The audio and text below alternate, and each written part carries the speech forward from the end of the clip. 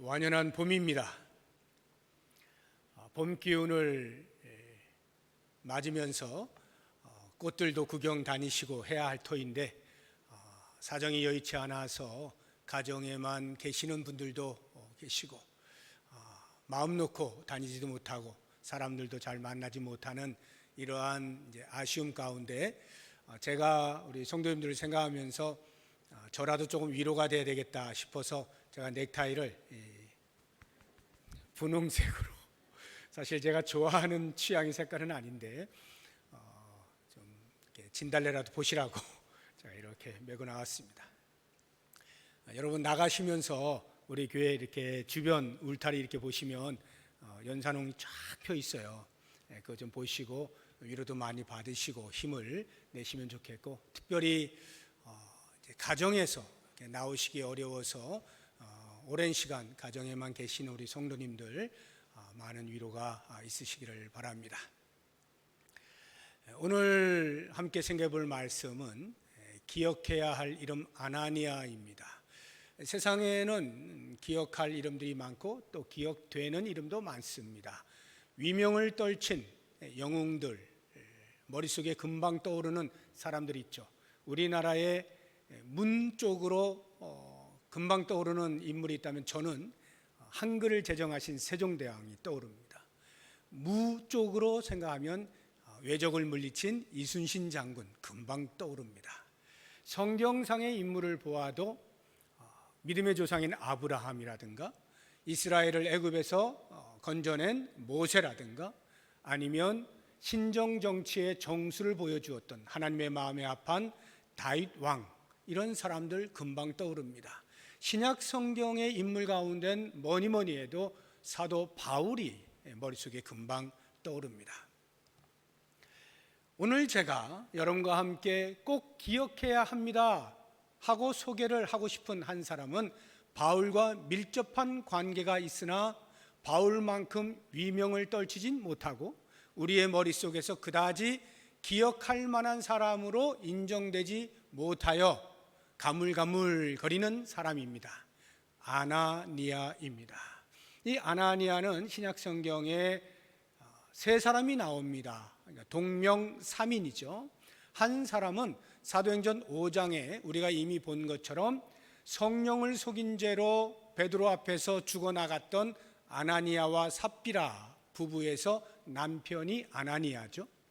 두 번째 인물은 사도행전 23장 2절에 보게 되어지면 사도 바울이 모든 전도 여행을 마치고 예루살렘으로 돌아와서 핍박을 받게 되어질 때에 그 바울을 괴롭히고 고소를 하였던 대제사장 아나니아가 나옵니다. 그리고 세 번째 인물이 오늘 우리가 보게 되는 이 본문 9장 10절에 나오는 아나니아입니다. 앞서 말한 두 사람은 별로 좋은 사람들이 아니어서 굳이 기억하지 않으셔도 되겠습니다. 그러나 우리가 오늘 보게 되어질 세 번째 인물, 이 아나니아는 꼭 기억을 하면 좋겠습니다. 아나니아는 다메섹에 살고 있던 경건한 유대인이었습니다. 그런데 어떤 경로를 통하여 복음을 받아들이게 되었고 예수의 제자가 되었습니다. 그 예수의 제자가 된 아나니아를 주님께서 찾아오십니다. 환상 가운데 10절 보시면 그때 다메섹에 아나니아라는 제자가 있더니 주께서 환상 중에 불러 이르시되 아나니아야 부르십니다. 깜짝 놀란 아나니아가 대답을 합니다. 내가 여기 있습니다. 만약에 이러한 일들이 자주 있었던 일이라고 한다면 그다지 놀라지 않았을 수도 있겠습니다. 그러나 만약 이 일이 아나니아에게 처음 있었던 일이라고 가정을 해본다면 상당히 놀랐을 것 같습니다. 왜냐하면 아나니아는 유대인이었는데 개종을 하여서 믿음의 대상을 바꾸었잖아요. 예수 그리스도로 바꾸었어요. 뿐만 아니라 이제 내가 마지막 날에 만나게 되어질 소망의 대상으로 삼고 있는 예수님 뿐만 아니라 십자가의 은혜로 나를 사랑하셔서 구원하여 주신 그 놀라운 은혜에 나도 주님을 사랑합니다, 내 평생의 사랑의 대상으로 삼던 바로 그 예수님께서 아나니아야 하고 부르셨을 때 얼마나 흥분이 되고 깜짝 놀랐겠어요.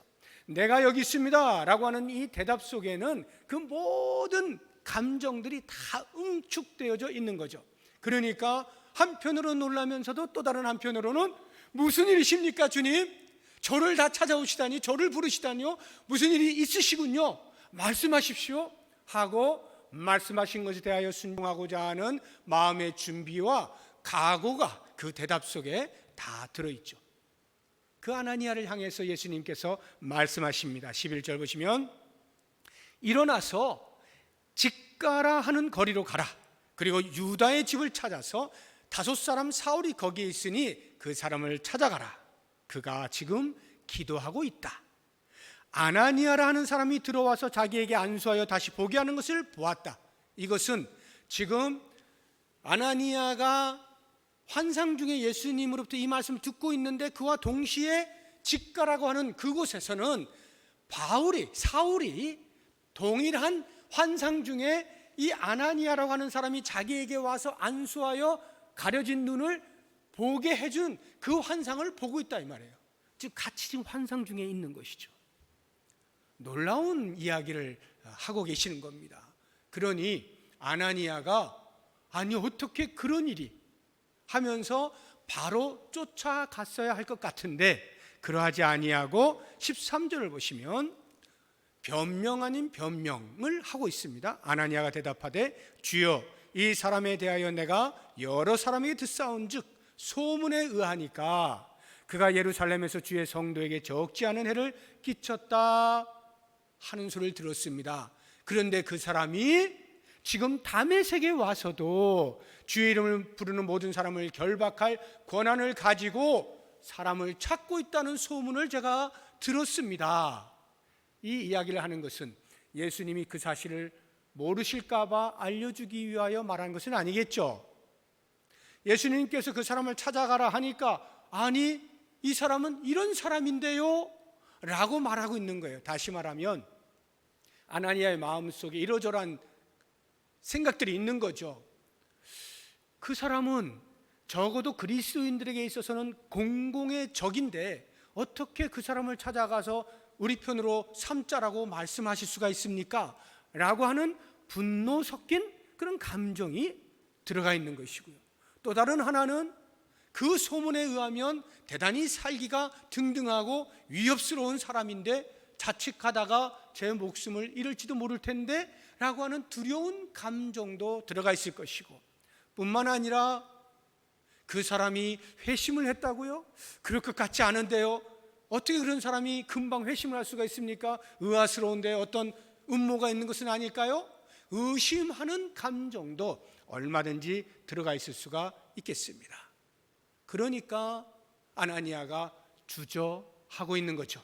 그때 예수님께서 말씀하십니다. 15절에 가거라.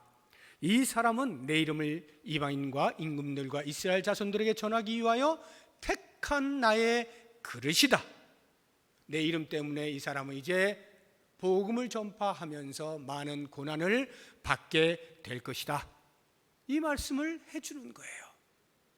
우리는 여기에서 예수님께서 아나니아를 들어서 사용하시고자 할 때, 야, 내가 말하면 군말 없이 그냥 갈 것이지 뭔 말이 그렇게 많아 하고 윽박을 지르시거나 아니면 영문도 알지 못한 채 그냥 가도록 하시지 않는 예수님의 모습을 보게 되는 겁니다. 우리의 믿음이라고 하는 것은 주님께서 말씀하시면 영문을 알든지 모르든지 토를 달지 아니하고 즉각적으로 순종하는 것이 맞습니다. 그렇지만 우리 주님께서는 언제나 우리들에게 그러한 것을 요청하시지는 않아요. 일반적이고 보편적으로는 주님은 언제나 우리로 하여금 수긍이 가게 하시고 동의를 하게 하시고 그래서 자발적으로 순종할 수 있도록 하시는 것이 보편적인 예수님의 방법입니다. 특별한 경우들에 있어서 우리가 군소리 없이 순종을 해야 되겠지만 일반적으로는 우리가 이해가 잘 되지 아니할 때 무작정 순종하라고 윽박 지르시는 분이 아니고 우리로 하여금 이해 가능하도록 설득을 하시고 설명을 해주시는 분이심을 알게 되는 것입니다. 이러한 설득을 통해서 아나니아가 심증적으로 많이 안정을 찾게 되었을 거예요. 비록 분노의 감정도 있고 두려움의 감정도 있고 의심의 감정도 있지만 주님께서 이렇게 말씀을 하실 때 이것은 일시적으로나 또는 즉흥적으로 주님이 결정하신 일이 아니로구나, 택한 나의 그릇이라 말씀하시는 것을 보니 예수님이 이미 오래전부터 계획 가운데 있으셨던 것이구나 하는 것을 알게 되지 않습니까? 그러면서 안심하면서 갈 수 있는, 자발적으로 순종할 준비가 된 거죠. 그러니까 17절을 보면 아나니아가 떠나 그 집에 들어가서 그에게 안수하여 이르되, 순종하여 가는 것입니다. 그리고는 안수를 하는 거예요.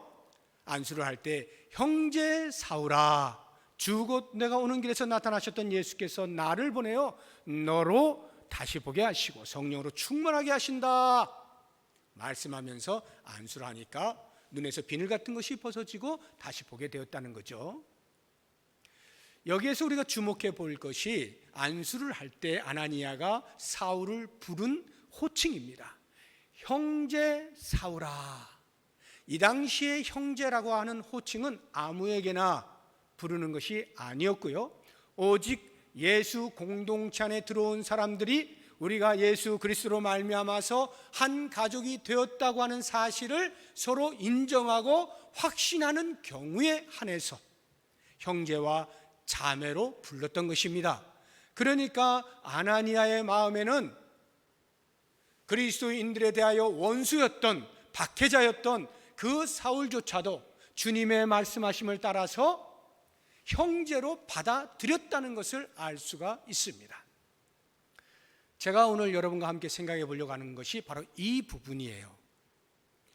아나니아가 사울을 형제로 받아들이는 것이 보기보다 간단한 것이 아닙니다.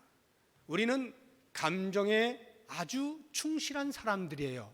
감정과 이성, 감정과 사실이 있을 때 우리는 사실을 알고 있다 할지라도 이 감정이 그 사실을 포용할 만큼의 여유가 없으면 사실을 부인하거나 사실을 유보하거나 놔둡니다. 이게 보편적으로 우리들이 하는 경향이에요. 예를 들어서 예수님께서 원수를 사랑하라 말씀하셨다고 하면 우리는 그 사실을 받아들입니다. 그렇지, 기독교 정신은 원수까지도 사랑하는 거지. 알아요. 이성적으로는 받아들여졌는데 막상 내 앞에 원수가 나타났을 때 내 감정이 그 사실을 용납하지 못하는 거예요. 받아들이지 못해요. 그러면 우리는 어떤 경향을 보이느냐 하면 아직은 내 감정이 그 사실을 받아들일 여유가 없으니 주님, 저에게 시간적 여유를 주십시오.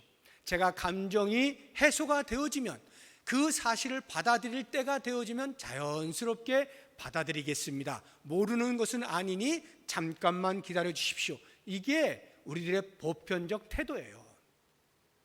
무슨 말이냐면 감정이 사실을 통제하도록 허용한다는 거죠. 그런데 지금 아나니아는 그게 아닙니다. 반대로 하고 있어요. 예수님을 통해서 이 사울이 예수님의 택한 그릇이라는 걸 알았어요. 이방인들에게 복음을 전할 자로 알게 되었습니다. 사실을 받아들인 아나니아가 자기의 사울을 향한 감정은 분노가 있고 두려움이 있고 의심스럽지만 이 사실을 받아들여서 자신의 감정을 굴복시키고 있는 거예요. 사실 앞에 자신의 감정을 굴복시켜요. 그렇기 때문에 그가 사울을 바라보면서 형제 사울아 부를 수가 있었던 거예요. 결코 쉬운 이야기가 아닙니다만 우리들이 취해야 할 삶의 모습인 것이죠. 우리의 감정이 사실을 넘어가게 해서는 안 되는 겁니다. 우리는 감정에 솔직해야지라고 하는 이 솔직함 때문에 속인다라고 생각을 해서 그런지는 모르지만 내 감정이 해결되지 아니하면 계속 그대로 있으려고 한단 말이죠. 그러나 주의 말씀이 그러하다라고 하면 나의 감정을 굴복시키는 이 훈련을 끊임없이 하게 될 때 우리는 비로소 믿음의 순종을 할 수가 있게 되는 것입니다. 아나니아가 지금 그것을 하고 있는 것이죠. 이렇게 믿음으로 순종한 아나니아 한 사람을 통하여 어떤 일이 벌어집니까? 서구 역사의 판도를 뒤바꾸는 놀라운 일, 사울의 회심이 바로 그 정점에 있는 사건입니다. 사울이 회심하면서 기독교인으로 돌아서면서 복음 전도자의 활동을 하면서 서구 역사는 완전히 새롭게 쓰여지는 거예요. 아나니아 한 사람의 믿음의 순종을 통하여 서구 역사 전체를 뒤바꿔 버린 놀라운 사람을 세우게 되었다는 것, 이것이 바로 우리가 이 아나니아라고 하는 이름을 기억해야 될 이유입니다. 다시 말해서 먼저 믿고 있는 성도가 아직 믿고 있지 아니한 사람에 대한, 또는 믿을지 모를 미신자, 아직은 아닌 그러한 신자에 대한 우리의 삶의 태도와 행동의 규범을 보여주고 있기 때문에 그 삶의 내용, 그 삶의 양식을 우리는 꼭 기억을 해야 하는 것입니다. 이 부분에 있어서 아나니아는 자신의 마음속에 세워져 있었던, 자기도 모르는 사이에 세워져 있었던 경계의 벽을 허물고 사울에게 나아가는 것입니다. 우리도 모르는 사이에 세워놓은 경계의 벽이 있어요. 그래서 그 이상을 넘어가지 않으려고 합니다. 우리의 상식이라고 하는 벽이 있고, 경험이라고 하는 벽이 있고, 사회적 통념이라고 하는 벽이 있고, 우리의 판단이라고 하는 벽이 있고, 감정이라고 하는 벽이 있고, 인종이라는 벽이 있고, 언어라고 하는 벽이 있고, 별의별 벽이 다 있습니다. 그 벽들을 넘어가지 않으려 해요. 왜냐하면 불편하거든요, 거추장스럽거든요, 일거리거든요. 그래서 가능하면 세워놓은 벽 안에 그냥 편안하게 있기를 원하는 거죠. 그런데 아나니아는 바로 그 경계의 벽을 허물고 그 선을 넘어가 사울을 만남을 통하여서 역사를 바꾸어 내게 된 것입니다. 이러한 경계의 벽을 허물기 위하여 우리는 먼저 전제되어야 하는 한 가지 사실을 보도록 하겠습니다. 그것은 하나님의 마음을 헤아리는 거예요. 어떻게 하면 우리의 마음에 세워진 이 경계의 벽을 허물고 한 영혼을 향하여 나아갈 수 있을까? 하나님의 마음을 헤아리는 것에서부터 출발이 되는 것입니다. 누가복음 15장에 보면 새 비유가 나오죠. 한 마리 양을 잃어버린 목자의 비유, 한 드라크마를 잃어버린 여인의 비유, 한 아들을 잃어버린 아버지의 비유가 나오죠. 이 비유는 모두 다 어떤 사람이 굉장히 중요한 것을 잃어버렸는데 그것을 찾기 위하여 부단히 애를 쓴다는 것이고, 찾게 되어지면 말할 수 없는 큰 기쁨을 누린다는 것을 말해주고 있습니다. 다시 말하면 하나님의 절절한 마음을 표현하고 있는 거예요. 잃어버린 당신의 백성들 한 영혼 한 영혼이 어떻게 하면 다시 돌아올 수 있을까? 그들을 향한 하나님의 절절한 마음을 표현해 놓은 것이 이 세 개의 비유입니다. 예수님이 이 비유의 말씀을 주실 때의 상황은 세리와 죄인들이 예수님에게 와서 말씀을 듣습니다. 예수님이 그들을 물리치지 아니하시고 함께 식사의 교제를 나눕니다. 그리고 말씀을 가르쳐 주십니다.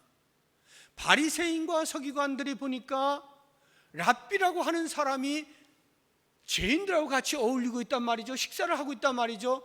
당시의 통념이라고 하는 경계의 벽에 시선으로 보자고 하면 그것은 그 경계의 벽을 허문 거예요. 경계선을 넘어가 버린 거예요. 바리새인들이 볼 때 예수님이 넘어가 버렸어요. 아니, 랍비는 그렇게 하면 안 되는데, 저 죄인들하고 왜 같이 사귀지? 저렇게 하면 안 되는 건데. 그러니까 당연히 그들로서는 예수님을 못마땅하게 여길 수밖에 없고 비난할 수밖에 없는 거죠. 그런데 하나님의 시선으로 보면 어떠합니까? 바리새인들이 이렇게 못마땅히 여기는, 경계를 넘어가 버린 그 자리에 있는 사람들 한 사람 한 사람조차도 하나님의 시선에서는 전부 당신의 자녀들 아니었습니까? 그래서 그 자녀들이 다시 돌아오기를 간절히 원하는 잃어버린 백성 아니겠습니까? 그 시선으로 보자고 한다면 우리는 그 사람도 동일하게 중요한 사람임을 알게 되어지는 것입니다. 이렇게 잃어버린 영혼, 과연 어디까지가 하나님께서 기다리실까? 어떤 종류의 사람들까지 하나님은 과연 기다리고 계실까 하는 이 부분에 대해서 우리의 상상을 초월하는 말씀들이 있어요. 에스겔서 18장 23절 보시면, 주 여호와의 말씀이니라. 내가 어찌 악인이 죽는 것을 조금인들 기뻐하랴. 그가 돌이켜 그 길에서 떠나 사는 것을 어찌 기뻐하지 아니하겠느냐. 우리가 정해놓은 악인, 누가 봐도 악한 짓을 하는 사람들, 그 사람들조차도 멸망하는 것을 기뻐하지 아니하시고 돌아오기를 기다리시는 하나님의 마음. 우리 베드로 후서 3장 9절 말씀, 주의 약속은 어떤 이들이 더디다고 생각하는 것 같이 더딘 것이 아니라 오직 주께서는 너희를 대하여 오래 참으사 아무도 멸망하지 아니하고 다 회개하기에 이르기를 원하시느니라. 아무도 멸망하지 않는 이 아무도가 우리가 생각하는 저 사람들은 우리의 경계 너머에 있는 사람들이라고 여기는 그 사람들도 포함이 되는 거예요. 그들조차도 멸망하지 아니하고 다 주께로 돌아오기를 간절히 원하시는 이 하나님의 마음을 헤아리게 될 때, 거기에서부터 비로소 우리의 마음속에 경계벽을 허물고자 하는 의지가 발동하게 되는 것입니다.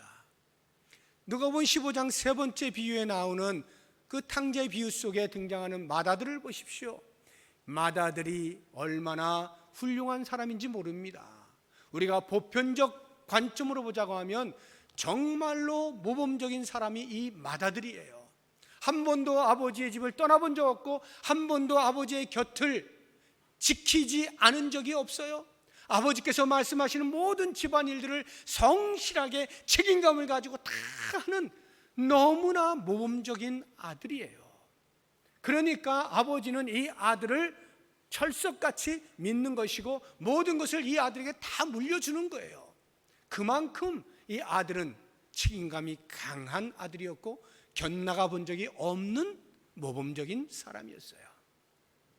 그런데 이 마다들이 실수한 것 한 가지가 있습니다. 그것이 바로 아버지의 마음을 헤아리지 못한 거죠. 자기 동생에 대한 아버지의 마음이 어떠할 것인가에 대한 헤아림이 부족했어요. 적어도 이 마다들의 입장에서 볼 때 자기의 동생은 망난이에요. 집안의 명예를 훼손한 사람이에요. 먹칠을 한 사람이에요. 이런 사람이 집에 다시 들어오면 안 되는 거예요. 부당한 거예요. 그런 사람을 제대로 대우해 줄 필요가 없는 거예요. 설령 동생이고 아들이어서 호적을 파낼 수는 없다 하더라도 적어도 환영해서는 안 되는 것이고 근신을 시켜야 되는 거죠. 너는 정말 못할 짓을 한 사람이야. 그러니 100일 동안 근신해. 잘하는 거 봐서 다시 우리 가족으로 삼아주마. 이게 정상적인 거죠. 그런데 아버지가 그렇게 안 하잖아요. 멀리서부터 아들도 아니고 아버지가 먼저 발견하고 막 뛰어가서 부둥켜 안고 그 거짓골을 하고 있는 애를 전부 씻겨가지고 좋은 옷 입히고 가락지 끼우고 소를 잡아서 온 동네방네 사람들 다 불러서 거대한 잔치를 벌여주고 있는 이 아버지, 마다들의 눈에는 도무지 이해할 수도 없고 분노가 치밀어 오르는 거예요. 울분이 있는 거죠. 나한테는 한 번도 잃어본 적이 없으면서 어떻게 저 망나니에게 저럴 수가 있을까? 마다들이 세워놓은 경계 시선 속에서는 도무지 받아들일 수 없는 광경인 거예요. 아버지가 그 경계를 넘어가 버렸거든요. 그러니까 아버지에 대하여 불만을 토로할 수밖에 없는 거죠. 이 아들은 아버지의 심정이 어떠한지를 모르는 겁니다. 마치 구약시대에 요나 선지자가 그와 같았던 것 우리가 잘 알지 않습니까? 니느웨 백성들이 회개하여 주께로 돌아오기를 소망하는 하나님께서 요나 선지자를 보내고자 할 때 요나의 입장에서는 도무지 이해할 수 없는 것이었어요. 그가 세워놓은 경계의 벽 안에서 바라볼 때에는 넘어가면 안 되는 선이었습니다. 그러니까 엉뚱한 데로 가는 거 아니에요. 도망을 가는 거죠. 하나님 이해 못하겠다. 그러한 요나를 하나님께서 굳이 다시 들어다가 니느웨로 보내시지 않습니까? 그것이 내 마음이다. 내 마음을 좀 알아다오 하고 요나를 보내잖아요. 맏아들에게 이 아버지가 그렇게 설명하지 않습니까? 야, 집에 있는 거 다 네 거야. 다 네 거야. 얘는 지금 죽었다가 다시 살아 돌아온 애 아니냐. 그러니 우리가 마땅히 즐거워해야지. 아버지의 마음을 알려주시는 겁니다. 경계를 넘어가야 역사가 일어나요. 이 일에 대해서 신약에 아주 좋은 비유가 나와요. 마태복음 22장에 보면 혼인잔치의 비유가 납니다.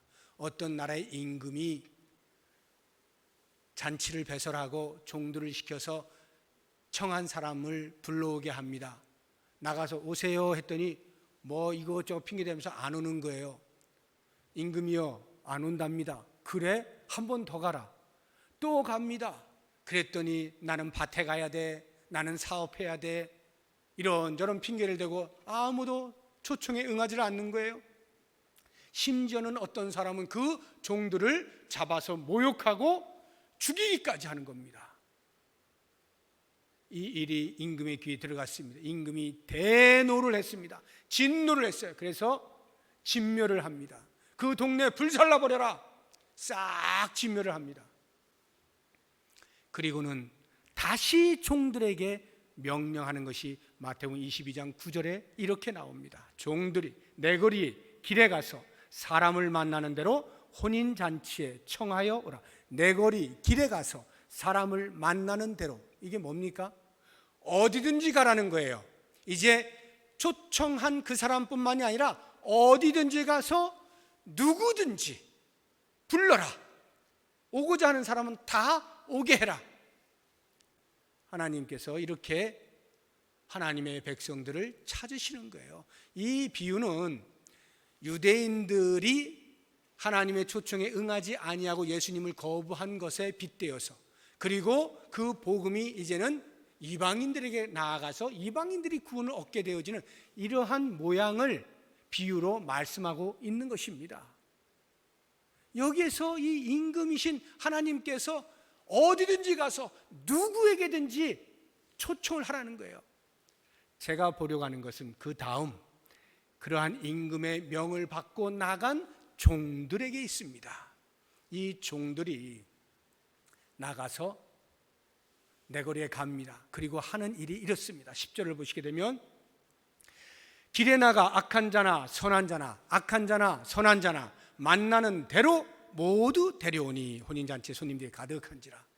악한 자 선한 자 구별하지 않는 거예요. 누구든지 구별하지 않는 거예요. 그냥 보이는 대로 다 오세요 오세요 해서 오는 사람 전부 잔치에 가득 채웠다는 거죠. 저는 이 종들을 볼 때, 물론 종이라고 하는 신분은 주인이 명령하면 뭐 그대로 듣는 거죠. 그러나 우리가 인격을 가진 자라고 볼 때 표현은 어떨지 몰라도 마음까지 주인이 어떻게 할 수는 없잖아요. 이 종이 가지고 있었던 마음을 우리가 한번 헤아려 보자고요. 지금 같은 상황 속에서 두 번이나 나갔는데 초청된 사람들, 이미 정해진 사람들조차 바쁘다 뭐하다 어쩌다 해서 안 오고 심지어는 종들을 죽이기까지 하는데, 이제는 초청되지도 않은 사람 아무나 붙들고 갑시다 라고 말하라는 것이 종들의 입장에서 볼 때 임금님이 너무 심하다, 좀 상식이 넘어간다, 비상식적이다, 너무나 불합리하다, 초청된 사람도 안 오는 마당에 무슨 아무나 오겠나, 어떻게 그런 명령을 내리실까, 그런 마음이 들지 않겠습니까? 뿐만 아니라 두려운 마음도 있겠죠. 야, 지난번에 나갔던 종들 가운데 죽은 사람도 있는데 우리 또 나가서 우리도 혹시 죽는 거 아닐까? 아니면 막 무시하고 조롱하고 면박 주고 이러는 거 아닐까? 괜히 나가가지고 소득도 없이 그냥 돌아오는 거 아닐까? 별의별 생각을 다 할 수 있잖아요. 종들이 가지고 있는 경계벽이 있는 거예요. 그런데 이 종들이 그것을 허물고 나아가서 말씀하신 바를 따라 순종하니까 그 혼인잔치가 가득하게 된 것이죠. 경계의 벽을 허문 이 종들, 우리가 성경을 보면서 이 종들에 대하여 얼마나 관심을 가지고 살펴봅니까? 이 종들로 인하여 혼인잔치가 가득했다는 사실을 우리가 얼마나 신경 써서 보고 있느냐 이 말이에요. 우리도 모르는 사이에 우리가 정해놓은 경계로 인하여서 나아가지 못하는 경우가 얼마나 많은지 모릅니다. 야, 저 사람들 보니까 저 사람들은 지금 너무 바빠가지고 도저히 예수 믿을 상황이 아니야. 저 사람들한테는 말해봤자 소용없어. 너무 바쁜 사람들이야. 제가 그런 경계를 세워놓지 않았냐 이 말이에요. 저 사람한테는 말해봐야 씨알도 안 먹혀요. 저 뭐 욕 안 먹으면 다행이지. 말 하나만 해 저 사람은. 이렇게 경계를 세워놓지 않았냐 이 말이에요. 저 사람은 지금 말해봐야 지금은 안 들어. 나중에 혹시 몰라. 나중에 좀 나이가 들면 기가 꺾여서 그때 들을까? 그때나 하지 뭐. 아니면 저 사람한테 복음을 전하다가 예수 믿는다고 하면 오히려 우리 예수 믿는 사람들이 얼굴에 먹칠을 당할지 모르겠다, 수치를 당할지 모르겠다, 저런 사람한테는 복음 안 전하는 게 나아. 괜히 돌아와서 뭐 교회당 나와가지고 자리 찾아가고 있다가 우리까지 같이 욕먹어. 우리가 스스로 세워놓은 경계들이 있지 않느냐 이 말이에요. 이것들을 깨어 부수고 나아갈 때에만이 드디어 주께서 우리를 통하여 일하시고자 하는 그 일을 감당할 수가 있는 거예요. 올해 우리가 선교회입니다.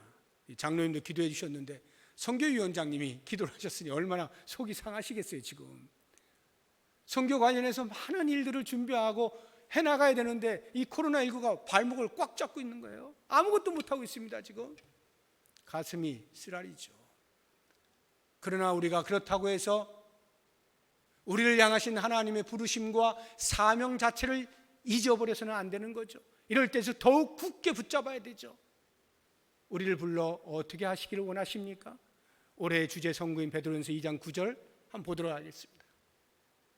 그러나 너희는 택하신 족속이요 왕 같은 제사장들이요 거룩한 나라요 그의 소유가 된 백성이니 이는 너희를 어두운 데서 불러내어 그의 기이한 빛에 들어가게 하신 이의 아름다운 덕을 선포하게 하려 하심이라. 왜 주께서 우리를 어둠 가운데서 건져내서 생명의 나라로 옮겨주셨느냐? 그것은 우리를 다시 보내셔서 어둠 가운데 있는 자들에게 빛으로 나올 수 있도록 외치라고 그 사명을 주시기 위하여 우리를 부르신 거예요.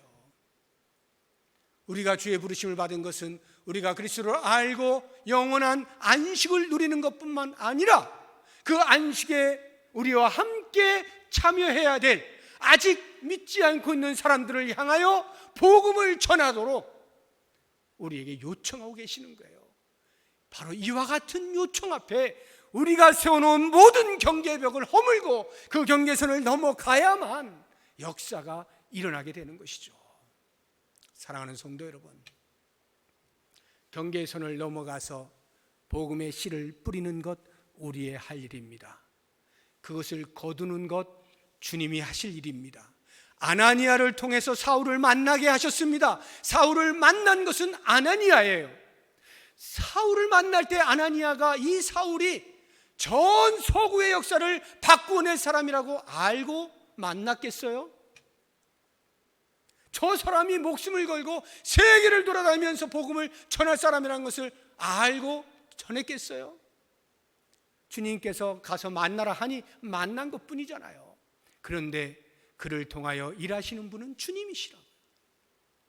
그렇게 열매를 거두시는 거예요. 우리를 통하여 어떤 사람들이 어떻게 주의 나라를 위하여서 일하게 되어질지 아무도 모르는 거예요. 그러한 무궁무진한 가능성을 앞에 두고 우리가 경계의 선을 넘어가서 만날 때 비로소 그것이 가능성이 아니라 현실이 될 수 있다는 것 꼭 기억하시고, 우리의 후대가 나 자신은 비록 위대한 영웅으로의 이름은 아니라 할지라도 혹시 모를 영웅되게 하는 일에 쓰임받는 한 사람의 이름으로 기억하게 될지도 모를 것을 생각하시고, 혹시 사람들은 내 이름을 기억하지 못한다 할지라도 적어도 우리 주님은 내 이름을 기억하실 만한 그러한 사람으로 주님이 맡겨진 사명을 잘 감당하는 우리와 우리 교회가 될 수 있기를 주의 이름으로 축복합니다. 기도하겠습니다. 하나님 아버지,